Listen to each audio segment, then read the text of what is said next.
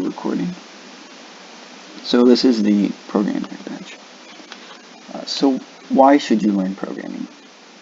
Well, in today's increasingly digital world, there's many jobs available. Just about everything it seems like, could be programmed now. Another reason is it develops really good problem-solving skills.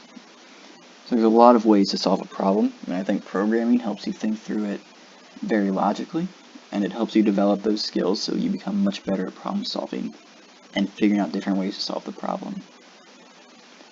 My example of this would be a problem I encountered with the Fitbit watch I had. There was a watch face, and you may already recognize this one, that was unavailable to the Fitbit I had. So I took my programming skills and I wrote a code that created this watch face, and it's animated. I had issues uploading the video, so you just have a static picture here. So I created a watch face that I wanted using the programming skills I knew that wasn't available currently to anybody. So before we get into any more of it, you'll need to complete the cyber chip, and the link is here. So you can either type that in, or you can access it through the PowerPoint, or you can just literally Google Boy Scout cyber chip, and it'll take you to their website. And it's divided up. There's various levels of it, so pick the appropriate level. I believe it's divided up by grade level. And then complete that, and you can then take a screenshot of your completed cyber chip and add it to the assignment that you'll be turning in after this. Alright, so continued on to the safety. The most common injury, I guess you'd call it, when programming would be eye strain. So the biggest thing is remember to blink, because when you're focusing in on something, you tend to forget to blink often. Look away from the monitor. That's something recommended 20 feet away or more. So I think the easiest way to do this is you have your computer set up near a window, so you can easily look away from the monitor at something far away. Let's say natural light too, which is always good for boosting your mood or whatever you're working on. And then get up and get moving to get the blood flowing again. And that can help improve cognitive ability, as well as just be good for your overall health and help you avoid what the book likes to call repetitive stress injuries, or RSIs. So these are most common injuries with the program, and they can be caused by many things. And they have a good... Alright, so here's the graphic from the Programming Merit Badge book. The one thing that I really want to point out is this right here. So this is the screen height. This is probably the easiest way to help avoid injuries. As you can see, the viewing distance of his eyes are level with the monitor. He's not slouched over. So if you keep this in mind when you're working on programming or when you're doing your distance schoolwork, making sure you're not slouching over and you're straight up and it's even with your eyes. It'll help prevent most of the injuries and pain that you feel when working at a computer.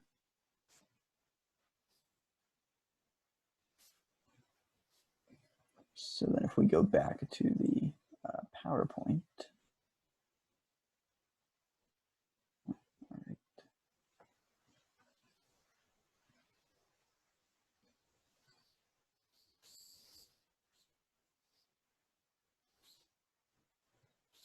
First aid for these injuries, typically you just need to apply ice to the swollen joint.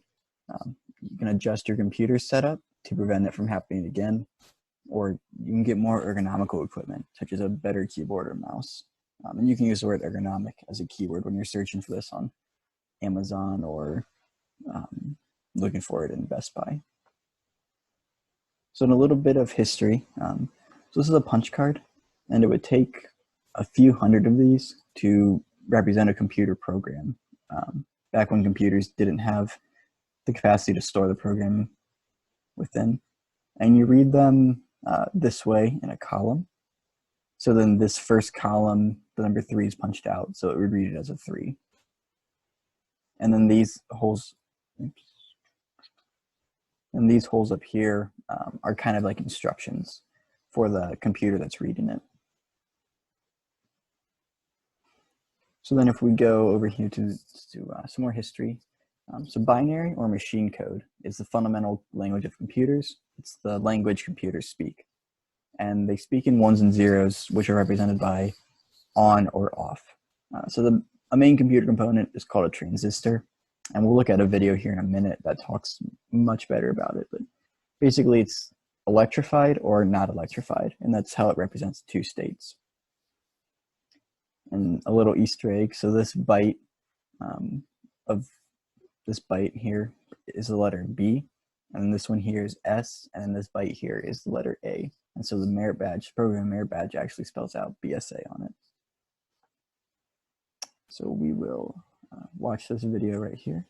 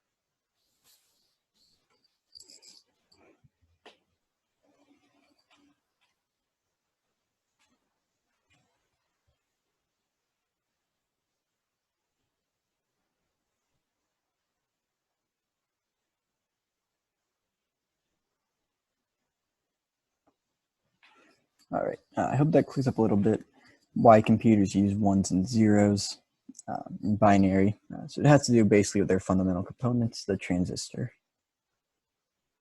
We will move on. So another way to think of it, instead of transistors, is Morse code. So if we say dots are 0 and dashes are 1, you can see how two different symbols or two states can be used in different combinations to create various letters and numbers that we might need to represent on the screen. So a little bit about basic logic. So basic logic is it's how a computer can compute functions that you can write. So a good way to think of the AND gate, and the video I just accidentally clicked to, we'll talk about this in more detail, is it's like a combination lock. So you need both of these to be true. So you need to get the right number. You need to get A as the right number and B as the right number. And then the combination lock will open. So if you get none of them right, it won't open. If you get one right and one wrong, it won't open. You need to get both of them right or both of them true to get the output value that you want of true. And an OR gate is where only one of them is right for it to be true. So it's like if you have those double light switches in your house where you have two switches that go to the same light, where one of them is on and one of them's off, it'll turn the light on. Or where you flip both of them on and it turns the light off because one turns it on, the next one turns it off. So an OR gate, you need one on, one off to get an output of true. And then this is a good video that goes into more detail about it. He does cover a lot more gates, a lot more logical gates than we're going to cover for this merit badge. So I'm not going to play it now, but if you'd like to watch it in your free time, he uses Minecraft to explain and OR gates. So we'll get into the high-level languages. So these are kind of the bridge between human and computer language. So what's cool about these is they use words and numbers that we can type and are easier to understand, and then a program called a compiler will translate this into binary. So it takes a program that's easy to understand for us and translates it to a program that the computer can understand. And high-level languages came up, one of them called Java, which came about in 1995, revolutionized the digital world. Because think of it like you can't put a PlayStation game into an Xbox, right? You have to have an Xbox game for an Xbox and a PlayStation game for a PlayStation. So writing programs in binary was like that. Every computer had to have their language written in binary for that type of computer. High-level languages you can think of like as Fortnite. You can play that on any system. So you can take this program and you can put it on, you can write it in one system and the compiler will translate it into the language that the system needs. So it was amazing. You could write one program and put it on any computer that was capable of running it. And it's much easier to write. Like you're writing words like import instead of like 30,000 ones and zeros for the command import. And this guy, John von Neumann, was revolutionary too. He's a mathematician, a scientist, worked on the Manhattan Project, and he was a computer engineer. He developed many concepts, and we'll touch on two that he developed called subroutines and looping. So we'll actually write a subroutine today, and what those are is it's like a repetitive part of a program that you write off to the side. And then whenever you need to use that, you just have to tell it, hey, use this part, versus writing that part every time it's needed in the program. What it also does is it allows you to break up programs into smaller parts, so it's easier to manage. And then looping. Looping is when a program repeats itself until a certain condition is met. So you could tell it, I want you to read this twice, and it will read it top to bottom, hit the end, it'll tell it loop, and then it will read it again. And you can specify how many times it will loop. And the second program we write will utilize a loop. So these are popular programs and languages that you'll encounter. So as a technology engineer, these are ones that I encounter a lot. So MATLAB is a programmable calculator that also will graph for you what you calculate. Ladder logic, which we will cover when we talk about jobs related to programming. But ladder logic is used for programming automation and industrial factory machines, and we use it to program a vending machine in class. But it's for a lot more industrial applications. VBA macros, which is the language built into Excel, which is what we'll be utilizing most frequently for this course, as it's easily accessible and I think easy to understand. So I'll cover that in more detail later. And then LabVIEW, which LabVIEW is, it's a really cool program. It lets you build an interface, and then you can plug external tools into the computer, and it'll basically make your computer a command station for all those tools. So I can plug in a digital thermometer to my computer, and LabVIEW will read it and show me a graph of the data. It's also described in your book. There's some screenshots in there. And then G-code, which is like, it's a coordinate system kind of code. So it's used by 3D printers and CNC machines. It basically said, it's like y equals mx plus b kind of code. So it tells it, draw a square. So, go x this many, y this many, x this many, y this many. And then if you go into computer software engineering or computers, any of the computer sciences, you'll definitely encounter C, Python, and Java. They'll probably start you in Java, but C and Python are more refined Java, because Java was written in the 90s.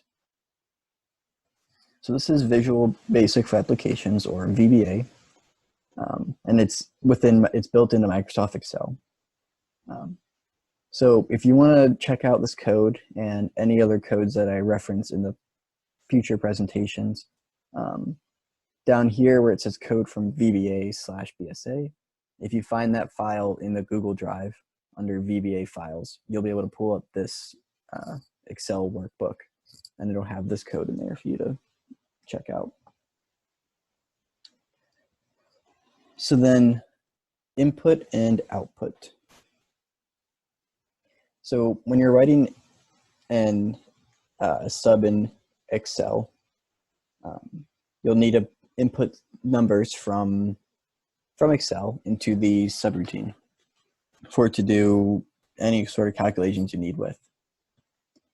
So the way you read this is Z gets the value of cells 2, 2.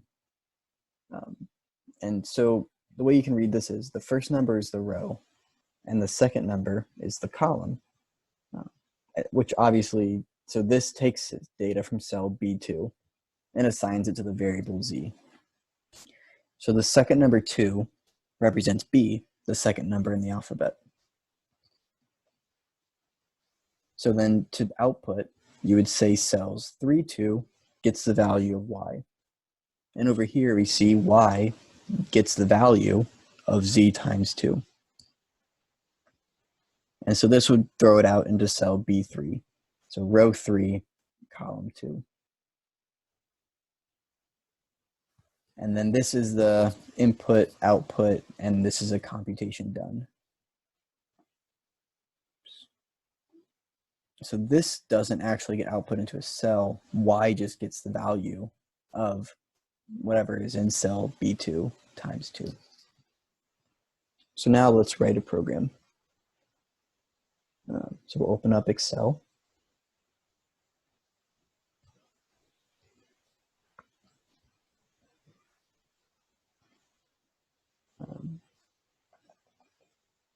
All right.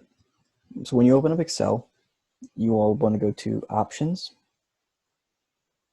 customize ribbon. And you'll want to come down here and check developer. And then you'll want to hit OK.